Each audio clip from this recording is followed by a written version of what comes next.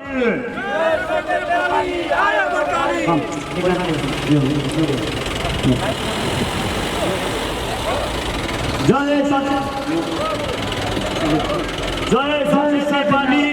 गोर्खाली,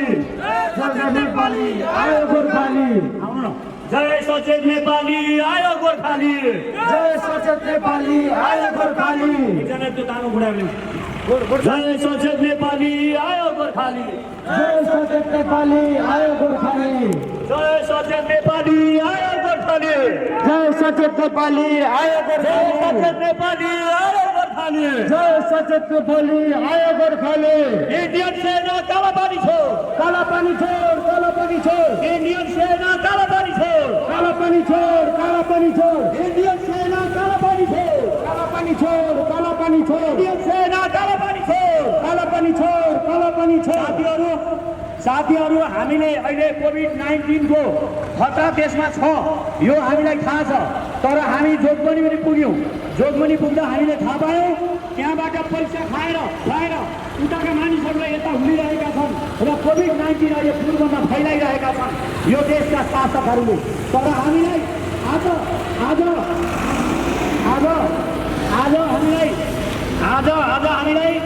आज हामीलाई कार्यक्रम हाम्रो धनकुटा हिलेमा हाम्रो कार्यक्रम भनेर घोषणा गरेको हामीले त्यो कार्यक्रम हामीलाई सरकारले रोकेको छ र हामी यो सरकारले आपत्ति जनाउँछौँ र हामीलाई रोकिएको छ। हामी अहिले भेडेकारमा हामी यो प्रोग्राम गरिरहेका छौँ। साथीहरू आज हाम्रो योजना थियो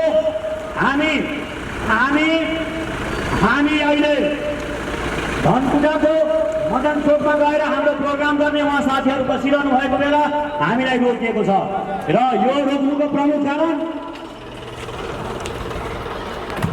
जा भनेर तीनचोटि सोधिसक्दा पनि हामीलाई किन रोकियो? पहिला मलाई यसको जवाब दिनुहोस्, किन रोक्यो? हामीलाई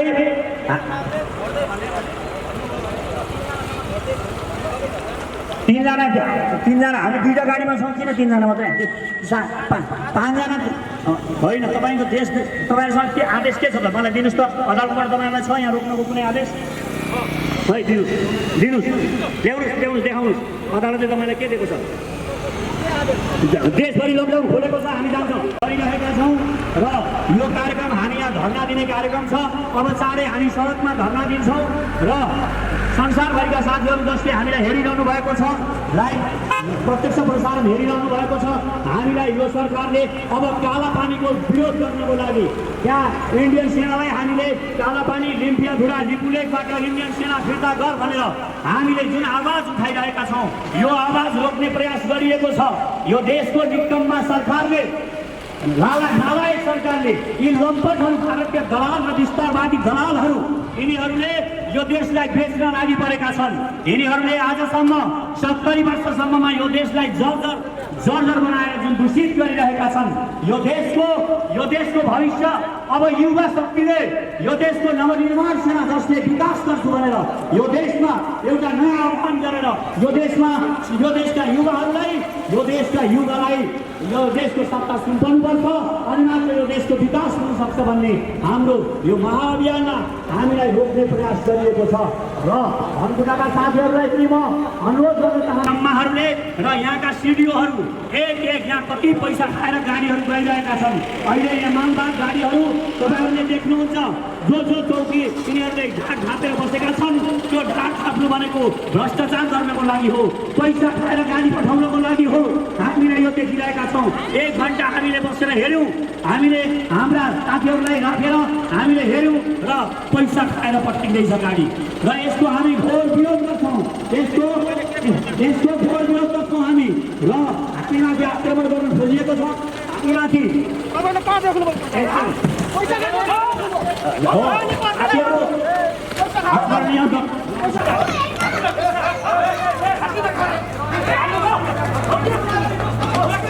शक्तिशाली र समृद्ध नेपालको नवनिर्माणका लागि सचेत नेपाली महाअभियान। आदरणीय दिदीबहिनी तथा दाजुभाइहरू नमस्कार। म पुण्य प्रसाद प्रसाई, पेशाले म लेखक, प्रकाशक र उद्यमी। जे विशेषण भए पनि म तपाईहरू जस्तै यो देशलाई हृदयदेखि नै माया गर्ने एउटा देशभक्त नेपाली हुँ। नेपालको अस्तित्व खतरामा परेको यस घडीमा देशभक्तिको भावना नेपाली जनजनमा पुर्याउनु अति नै आवश्यक ठानेर हामीले म सचेत नेपाली नामक महाअभियान सुरु गरेका छौँ र यसको संयोजकमा साथीहरूले मलाई तोक्नु भएको छ। यस महाअभियानको उद्देश्य भ्रष्ट र देशद्रोही लेन्डुपेहरूलाई नाङ्गे झार बनाउने मात्र होइन, राष्ट्रिय गौरवका आयोजना छिटो पूरा गर्न यो सरकारलाई दबाब दिनु र नेपाली स्वार्थसँग सम्बन्धित कुनै पनि घटनालाई ठिक ढङ्गले प्रस्तुत गरेर जनतालाई सचेत र चनाखो हुन प्रेरित गर्नुका साथै विश्वका कुना कुनामा पुगेर संसारको समृद्धि देखेका जनताको यति त नेपालमा हामी पनि गर्न सक्छौँ, नेपाल भन्दा सुन्दर त मलाई संसारमा कहीँ लागेन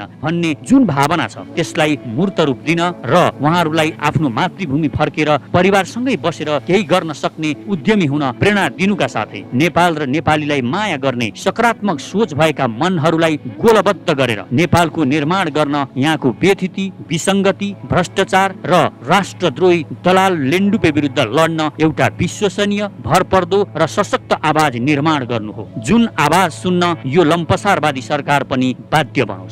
हामीलाई यो देशका भ्रष्ट र लेन्डुपे नेता, भ्रष्ट र दलाल कर्मचारी टाठा बाठा बनेर विदेशीको पैसा खाएर परे देशै बेच्न पनि पछि नपर्ने विदेशी जासुसहरूले धेरै भ्रममा पारे। अब सचेत बनौं र अरूलाई पनि सचेत गराउँ। यो सचेत नेपाली महाअभियानको उद्देश्य सानो र सुन्दर नेपाल मात्र होइन, विशाल, शक्तिशाली र समृद्ध नेपालको नवनिर्माण हो। यसका लागि तपाईँ पनि भन्नुहोस् म सचेत नेपाली, र यदि हामीसँग हातमा हात र आवाजमा आवाज मिलाएर यो देशको नवनिर्माणको यो महाअभियानमा सक्रिय बन्न चाहनुहुन्छ भने हामीसँग जोडिनुहोस्। यसका लागि कमेन्टमा म सचेत नेपाली लेखेर आफ्नो इमेल आइडी लेख्नुहोला। साथै हाम्रो ट्विटर ह्यान्डल म सचेत नेपालीलाई फलो गर्नुहुन र म सचेत नेपाली नामको फेसबुक पेज लाइक गर्नुहुन पनि हार्दिक अनुरोध गर्दछु। आउनुहोस् मिलेर नेपालको नवनिर्माण गरौँ। एकै स्वरमा भनौँ म सचेत नेपाली, मेरो देश म आफै बनाउँछु। म आफ्नो प्यारो मातृभूमि नेपाल र नेपाली जनताको सेवामा मन, वचन र कर्मले समर्पित रहनेछु। देश र जनतालाई कहिल्यै धोका दिने छैन र धोका दिने गद्दारहरूलाई म छोड्ने पनि छैन। धन्यवाद।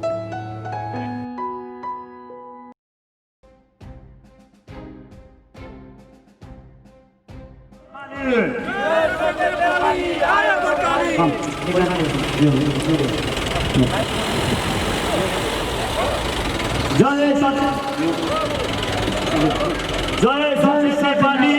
गोर्खाली, जय नेपाली आयो गोर्खाली, जय सचेत नेपाली आयो गोर्खाली, जय सचेत नेपाली आयो गोर्खाली, एकजना त्यो तानो बुढाले जय सचेत नेपाली आयो गोर्खाली, जय सचेत नेपाली आयो गोर्खाली, जय सचेत नेपाली आयो गोर्खाली, जय सचेत नेपाली आयो गोर्खाली, सचेत नेपाली आयो गोर्खाली, जय सचेत नेपाली आयो गोर्खाली।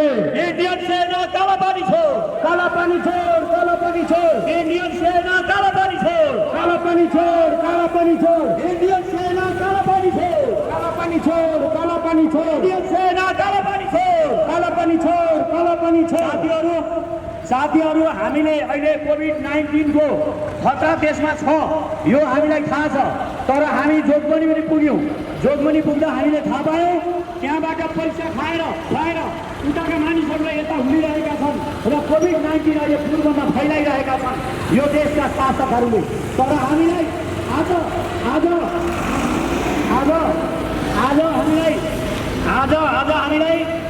हामीलाई कार्यक्रम हाम्रो धनकुटा हिलेमा हाम्रो कार्यक्रम भनेर घोषणा गरेको, हामीले त्यो कार्यक्रम हामीलाई सरकारले रोकेको छ र हामी यो सरकारप्रति आपत्ति जनाउँछौँ र हामीलाई रोकिएको छ। हामी अहिले भेडेकारमा हामी यो प्रोग्राम गरिरहेका छौँ। साथीहरू आज हाम्रो योजना थियो हामी अहिले धनकुटाको मदन चोकमा गएर हाम्रो प्रोग्राम गर्ने उहाँ साथीहरू बसिरहनु भएको बेला हामीलाई रोकिएको छ र यो रोक्नुको प्रमुख कारण जा भनेर तीनचोटि सोधिसक्दा पनि हामीलाई किन रोकियो? पहिला मलाई यसको जवाब दिनुहोस्, किन रोक्यो? हामीलाई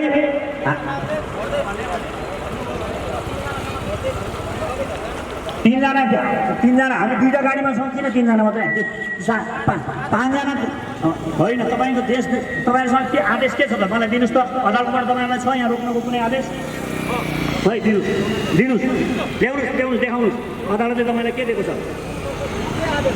देशभरि लकडाउन खोलेको छ, हामी जान्छौँ गरिरहेका छौँ र यो कार्यक्रम हामी यहाँ धर्ना दिने कार्यक्रम छ। अब चाँडै हामी सडकमा धर्ना दिन्छौँ र संसारभरिका साथीहरू जसले हामीलाई हेरिरहनु भएको छ, लाइभ प्रत्यक्ष प्रसारण हेरिरहनु भएको छ, हामीलाई यो सरकारले अब काला पानीको विरोध गर्नको लागि त्यहाँ इन्डियन सेनालाई हामीले काला पानी लिम्पियाधुरा लिपुलेकबाट इन्डियन सेना फिर्ता गर भनेर हामीले जुन आवाज उठाइरहेका छौँ, यो आवाज रोक्ने प्रयास गरिएको छ। यो देशको निकम्मा सरकारले, नालायक सरकारले, यी लम्पटहरू, भारतीय दलाल र विस्तारवादी दलालहरू, यिनीहरूले यो देशलाई बेच्न लागि परेका छन्। यिनीहरूले आजसम्म 70 वर्षसम्ममा यो देशलाई जर्जर बनाएर जुन दूषित गरिरहेका छन्, यो देशको भविष्य अब युवा शक्तिले, यो देशको नवनिर्माण सेना जसले विकास गर्छु भनेर यो देशमा एउटा नयाँ आह्वान गरेर यो देशका युवाहरूलाई, यो देशको सत्ता सुम्पर्नुपर्छ अनि मात्र यो देशको विकास हुन सक्छ भन्ने हाम्रो यो महाअभियानमा हामीलाई रोक्ने प्रयास गरिएको छ। र धनकुटाका साथीहरूलाई पनि म अनुरोध गर्न चाहन्छु, अम्माहरूले र यहाँका सिडिओहरू एक यहाँ कति पैसा खाएर गाडीहरू गइरहेका छन्। अहिले यहाँ मालबाग गाडीहरू तपाईँहरूले देख्नुहुन्छ, जो चौकी यिनीहरूले ढाक ढापेर बसेका छन्, त्यो ढाक थाप्नु भनेको भ्रष्टाचार गर्नको लागि हो, पैसा खाएर गाडी पठाउनको लागि हो। हामीले यो देखिरहेका छौँ। 1 घन्टा हामीले बसेर हेऱ्यौँ, हामीले हाम्रा साथीहरूलाई राखेर हामीले हेऱ्यौँ र पैसा खाएर पठाइँदैछ गाडी। र यसको हामी घोर विरोध गर्छौँ, यसको घोर विरोध गर्छौँ हामी। र हामीमाथि आक्रमण गर्न खोजिएको छ, हामीमाथि